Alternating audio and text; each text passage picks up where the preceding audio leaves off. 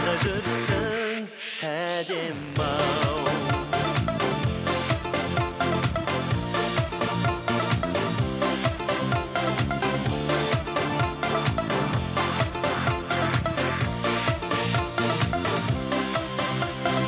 Өзің ғой өміріме сән бергенде, дүниеде саған ару тең келгенде, сәулем-ау сен келесің көз алдыма, аққайын самал желмен тербелгенде.